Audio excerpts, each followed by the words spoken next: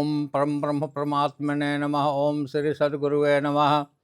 प्रिय दर्शकों, सर्वप्रथम परम वेद तत्व ज्ञान मार्ग चैनल पर आप सबों का स्वागत है। प्रिय दर्शकों, आजकल मैं विभिन्न यज्ञों के बारे में बोल रहा हूँ। आज मैं गायत्री पुरस्चरण जप के संबंध में मैं आज आप लोगों को बताने जा रहा हूँ। मैं इसके पूर्व में गायत्री महायज्ञ के संबंध में बता चुके हैं। आज मैं गायत्री पुरस्चरण के संबंध में मैं बताने जा रहा हूँ। आप ध्यानपूर्वक सुने और इस कलिकाल में गायत्री की परम आवश्यकता है। गायत्री वेद का बीज है, आप सभी जानते हैं। आप ध्यान रहें, वेद के 1131 शाखाएँ हैं। आप गायत्री पुरस्चरण करने के पूर्व आप अपने शाखा की गायत्री मंत्र को खोज लें। तत्पश्चात गायत्री पुरस्चरण आप करें। आप गायत्री पुरस्चरण व्यक्तिगत भी करा सकते हैं और सार्वजनिक तौर पर भी करा सकते हैं। व्यक्तिगत पुरस्चरण का मतलब होता है व्यक्तिगत लाभ लेने के लिए और समाज कल्याण, देश कल्याण, विश्व कल्याण के लिए सार्वजनिक रूप से संकल्पित होकर गायत्री पुरस्चरण कराने का विधान है। आप गायत्री मंत्र से आप ये पूर्णतः निष्पाप हो जाते हैं।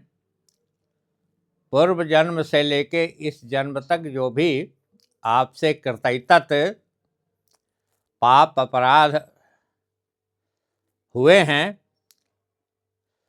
उस सब पापों के क्षय के लिए, आत्मशुद्धि के लिए आप गायत्री पुरस्चरण जरूर कराएं। इससे हत्याएं, ब्रह्म हत्याएं भी समाप्त होता है, जैसा कि शास्त्रों में इसका चर्चा है।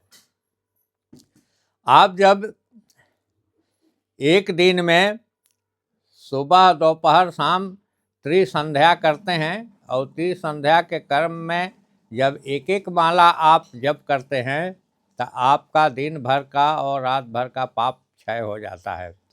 1000 गायत्री मंत्र का जप करते हैं तो पूर्णतः 24 घंटे के किए गए पाप अपराध क्षम्य हो जाते हैं। लेकिन जब आप 24 लाख गायत्री का पुरस्चरण करेंगे, गायत्री पुरस्चरण का विधान है 24 लाख गायत्री मंत्र जप का, तो आप पूर्णतः पूर्व जन्म से इस जन्म तक निष्पाप हो जाएंगे और आपकी आत्मशुद्धि हो जाएगी। आप उस ऐहिक लाभ के साथ साथ पारलौकिक लाभ भी मिलेंगे। आपको एक विशुद्ध पात्रता मिल जाएगी, जिससे आप ज्ञान मार्ग में प्रवेश करके आनंद ही नहीं परमानंद तक प्राप्त कर सकते हैं और ब्रह्म विद्या, ब्रह्म ज्ञान की ओर आप अग्रसर हो सकते हैं। तो आपकी विधि वही है, आप एक यज्ञशाला बनावें। यज्ञशाला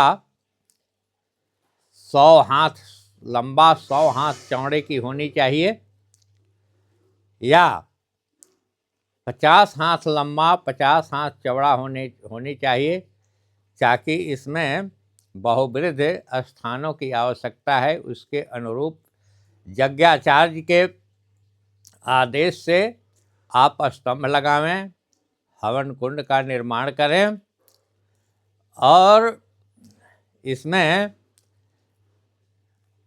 विधिवत वेदियों का पूजा करके आप सभी देवियों का पूजा करें, देवताओं का पूजा करें और एक दिन पूर्व आप जल यात्रा करावें और दूसरे दिन मुहूर्त देखकर कलश स्थापना पूजन कार्य प्रारंभ करें। इसमें एक आचार्य, इसके बाद एक गणेश मंत्र का जप करने वाला जापक हो, 4 द्वारपालों की आवश्यकता होती है और वेद में श्री सूक्त और पुरुष सूक्त का जप करने वाला अलग अलग होते हैं। और इतना ही नहीं, आप 2 परिचारक भी होते हैं और इस तरह से मिला जुला करके 45 ब्राह्मण होते हैं, जिसमें 33 ब्राह्मण जो है प्रत्येक दिन निरंतर जप किया करते हैं। प्रत्येक दिन जप की संख्या एक ब्राह्मण को 3000 गायत्री मंत्र जप करना चाहिए। 3000 से ज़्यादा हो और न 3000 से कम हो। इस तरह से 33 ब्राह्मण जब एक दिन में जप करेंगे तो 33 या 99,000 प्रत्येक दिन जप होगा। तो जल यात्रा और पूजन और हवन को लेकर यह 24 दिन से 30 दिन तक यह यज्ञ जो है चलता है। और पूर्णतः जप जो है 24 लाख गायत्री मंत्र की जप होती है। और पूर्णाहुति के दिन अग्निवास देखकर हवन कुंड का निर्माण करके उसमें अग्नि का स्थापन करें, कुछ कंडिका करें और हवन कुंडों की संख्या जो आचार्य के द्वारा निर्धारित की गई है उसमें आप 24 लाख गायत्री मंत्र का जप का दशांश हवन करें, हवन का दशांश तर्पण करें, तर्पण का दशांश मार्जन करें, मार्जन के अनुसार ब्राह्मण भोजन करावें। इसके बाद अवभृत स्नान करें।